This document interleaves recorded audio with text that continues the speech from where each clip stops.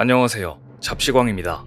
세계 최대 에어쇼로 알려진 영국 판버러 에어쇼에서 대한민국 전투기가 명성에 걸맞은 퍼포먼스를 보여주며 맹활약했다고 하는데요. 그런데 최근 카이가 사우디와 함께 전투기 개발 사업을 계획하고 있는 모습이 심상치 않다는 소식입니다. 대한민국이 KF-21 차세대 버전인 6세대 전투기 개발에 본격적으로 착수하기로 하면서 사우디와 큰 사고를 치는 것 아니냐는 이야기가 나오고 있다는데 무슨 일이 벌어지고 있는지 자세히 알아보겠습니다. 카이가 세계 3대 에어쇼 중 하나인 영국 판버러 에어쇼에 참가해 차세대 전투기로 세계 시장 공략에 나섰습니다. 대한민국 방산의 유럽 안보벨트 구축을 위해 본격적으로 시동을 걸고 있는 건데요. 판버러 에어쇼는 프랑스 파리, 싱가폴 에어쇼와 함께 세계 3대 에어쇼로 이번에는 전 세계 44여 개국 약 1,300개 업체가 참가하면서 인산인해를 이뤘습니다. 특히나 카이는 지난 26일까지 열린 이번 에어쇼에서 KF-21 FA-50 등 주력 기종의 유무인 복합 체계를 적용한 차세대 공중전투 체계를 선보이며 유럽 방산 관계자들의 마음을 사로잡았습니다. 에어버스와 보잉 등 세계적인 민항기 제작사의 파트너로서 쌓아온 카이의 민수기체 사업 역량을 알린 겁니다. 특히 카이는 유무인 복합 체계가 적용된 주력 기종과 저궤도 통신위성 기반으로 초연결된 차세대 공중전투 체계를 선보이고 영상을 시연하며 해외 고객들의 이목을 집중시켰는데요. 이와 함께 미래전장에서 탐지 공격 능력과 생존성을 대폭 높이기 위해 KF-21과 FA-50의 무인전투기와 다목적 무인기를 연동하고 수리온과 LAH의 공중발사 무인기를 적용한 멈티를 공개하며 우레와 같은 박수갈채를 받았습니다. 카이는 이번 에어쇼에서 폴란드, 필리핀, 태국, 말레이시아 등 기존 수출국 정부와 군 고위 관계자들을 만나 세심한 케어를 하며 방산업계 관계자들의 마음을 감동시켰다고 합니다. 그리고 이번 판버러 에어쇼에는 카이 말고도 우리 방산업체 하나도 참석하면서 대한민국 방산업체의 저력을 보여주는데 큰 보탬이 됐는데요. 특히나 하나는 이 자리에서 자체 개발 중인 첨단 항공엔진 시제품을 최초로 공개해 항공우주 역량을 가감없이 과시했습니다. 방산업계에 따르면 하나에어로스페이스와 하나시스템은 판버러 에어쇼 200제곱미터 규모의 통합전시관을 마련하고 항공사업 역량을 전시한 에어존과 종합우주 솔루션을 소개하는 스페이스존을 설치했습니다. 여기에는 하나에어로스페이스가 독자 개발을 추진 중인 첨단 항공엔진 시제품을 최초로 전시하며 돌풍을 일으켰습니다. 현재 하나는 한국형 초음속 전투기 KF-21 및 무인전투기 등에 탑재하기 위해 추력 15,000파운드급 이상을 목표로 첨단 항공엔진을 개발 중으로 알려졌습니다. 이외에도 하나시스템의 에이사 레이더, 소형 합성개구 레이더 위성, 한국형 발사체 누리호 모형 등을 전시하며 대한민국을 대표하는 우주 항공기업으로서 기술력을 입증했는데요. 그런데 최근 방산업계를 뒤흔들 만한 엄청난 소식이 나와 파장이 일고 있습니다. 다름 아닌 KF-21 보람의 전투기의 1차 양산이 확정되면서 대당 가격이 900억 원 중반대로 나오면서 수출 시장에 돌풍을 일으킬 거라는 소식입니다. 이에 따라 KF-21이 동급인 4.5세대 전투기와 글로벌 시장에서 경쟁할 때 아주 유리한 위치를 선점할 것으로 보이는데요.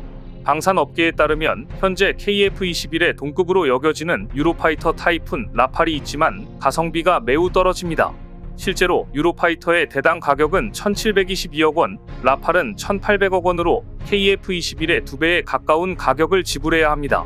여기에 더해 1995년 출시된 쌍발기 F-18, 1979년 출시된 F-16 등과 비교해 KF-21이 항전장비, 레이더 성능, 비행 성능, 스텔스기로 확장할 수 있는 등 여러 가지 면에서 우위를 갖고 있다는 평가입니다.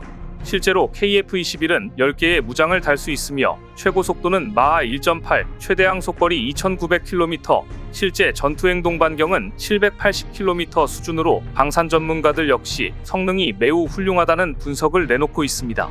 재작년 7월 초도 비행을 한 KF-21은 200회의 시험 비행을 거치며 전투행동 반경, 비행 특성, 최대 속도, 이착륙 특성 등 260여 가지의 시험을 무사 통과하며 성능과 안정성 모두 입증했는데요.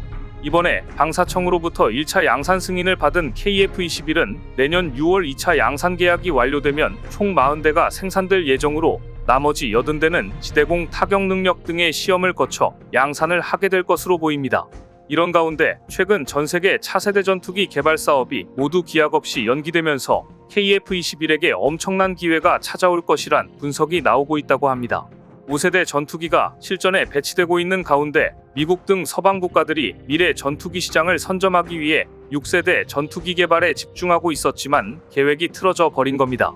주요 외신에 따르면 현재 영국, 이탈리아, 일본은 6세대용 전투기 글로벌 전투 공중 프로그램 GCAP를 개발 중으로 알려졌지만 이번에 영국에서 정권이 바뀌면서 물거품이 될 가능성이 매우 커졌습니다. 또한 미 공군과 해군은 6세대 전투기로 차세대 공중우세기 NGAD 프로젝트를 진행 중지만 이 역시 사업이 진척되지 않고 있으며 언제 궤도에 오를지 알 수 없는 상황입니다. 사실 이미 군사 전문가들은 이들이 6세대 전투기 개발에 나서며 속도를 내고 있다고 했을 때부터 상당한 시일이 걸릴 것이라고 예상하며 회의적인 시선을 보내왔었는데요. 그것도 그럴 것이 앞서 영국의 경우 유로파이터를 개발하기 위해 20년 이상이 소요됐는데 사실 전투기 개발이 말처럼 쉽지 않다는 건 다들 알고 있습니다. 그런데 이런 상황에서 가장 큰 타격을 입을 국가는 바로 일본이라고 하는데요. 앞서 말씀드렸던 것처럼 영국이 정권 교체 후 전투기 공동 개발에 거리를 두면서 일본과 이탈리아와 공동으로 추진해온 차세대 전투기 개발 프로그램을 계속할지 불투명한 상황이 됐습니다.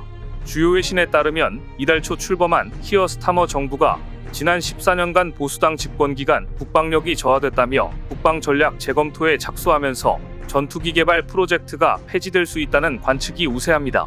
이렇듯 영국 정부가 전투기 개발 프로젝트를 축소하게 되면 일본으로서는 방위력 강화 계획에 엄청난 큰 타격을 입을 것으로 보입니다. 실제로 앞서 일본은 자국의 차세대 전투기 개발 계획 FX를 GCAP로 대체하면서 이번 프로젝트가 물거품되면 안보에 크나큰 구멍이 생길 것으로 예상됩니다. 반면에 대한민국은 사우디와 6세대 전투기 개발을 본격화하기로 하면서 전투기 개발 강국으로 도약하는 전기를 마련했다는 평가가 물밀듯이 쏟아지고 있는데요. 이를 통해 대한민국이 미래 항공우주 시장에 선전대열에 합류하는 건 물론 선도국이 될 거란 예측이 나오고 있는 겁니다. 방산업계에 따르면 최근 카이가 사우디의 6세대 전투기와 위성을 패키지로 공급하는 방안을 제안한 것으로 알려졌습니다. KF-21을 바탕으로 6세대 전투기 개념 계획을 제시한 것으로 현재 카이는 사우디와 구체적인 가격과 대수 등 계약 규모와 방식을 한창 협의 중인 것으로 확인됐습니다. 앞으로 계약이 체결되면 카이는 항공에 이어 해외 우주시장 첫 진출이라는 새로운 역사를 쓰게 될 것으로 보이는데요. 이에 따라 한국과 사우디는 카이가 만든 4.5세대 전투기 KF-21의 후속 모델인 6세대 전투기 공동연구 개발에 착수할 방침입니다. 구체적으로 카이는 블락3 단계 성능 개량을 통해 5세대 스텔스 전투기를 개발하고 6세대인 멈티를 만드는 등 전 세계 방산업계에 엄청난 충격을 안겨줄 것으로 보입니다. 이를 위해 대한항공의 가오리 X1을 이용해 무인 편대기와 스텔스 무인 정찰기도 포함하고 AI 기반의 차세대 공중 전투체계 핵심 기술도 개발한다고 합니다. 이렇게 되면 세계 항공 수출 시장에 대한민국의 전투기가 선두로 자리 잡아 주력 기종이 될 가능성이 매우 커 보이는데요. 여기에 더해 카이는 사우디와 전투기 시스템을 연결하는 차세대 네트워크 6세대 이동통신 기술이 적용된 군용위성을 연구 개발한다는 계획으로 이번에 아주 칼을 갈았습니다. 사실 카이와 사우디와의 협력 소식은 작년부터 가시화됐었습니다. 작년 10월 카이는 사우디 리야드에서 사우디 우주청과 우주 분야 상호협력 관계 구축을 위한 MOU를 체결하고 우주시장 개척을 위한 기술 개발과 운영 등 협력 토대를 마련했습니다. 그리고 지난 2월에는 사우디 현지에서 열린 월드 디펜스 쇼에 참가해 KF-21, FA-50, LAH, 수리온 등 주력 기종을 선보이며 사우디와 전략적 동반자 관계를 공고히 했는데요. 실제로 WDS 개막 첫날에 사우디 국방부 장관이 카이 부스를 방문해 KF-21을 포함한 카이의 항공 플랫폼을 둘러보고 설명을 듣는 등 남다른 관심을 보였었습니다. 사우디가 이렇게 KF-21에 관심을 보인 건 KF-21의 성능 개량이 엄청나기 때문인데요.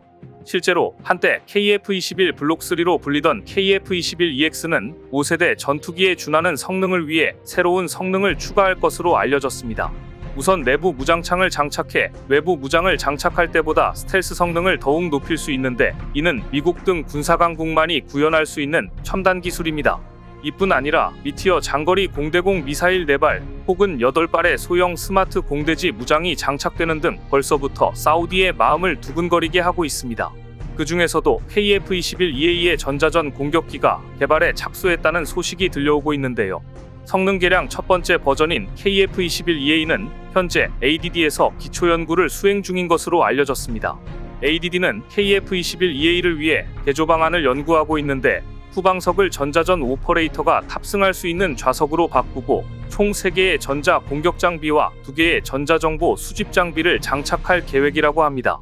또한 2개의 ESM 장비는 KF-21EA의 날개 끝에 장착되는데 전파 정보를 분석해 적의 레이더 위협이 있는지 정보를 수집한 뒤 공격이나 전자 공격을 수행해 아군 항공기를 보호합니다. 마지막으로 ARM 미사일과 EA 전자전포들을 장착하기 위해 현재 KF-21의 무장 장착대 구성을 개조해 전자전포드, ARM 미사일, 자체 방어용 공대공 미사일을 동시 장착할 수 있도록 할 방침인데요. 5세대급 성능을 갖춘 KF-21EX의 개발에 이어 6세대까지 넘보는 KF-21의 놀라운 진격을 관심있게 지켜보겠습니다. 오늘 준비한 소식은 여기까지입니다. 댓글을 통한 여러분들의 많은 의견 기다리겠습니다. 시청해주셔서 감사합니다.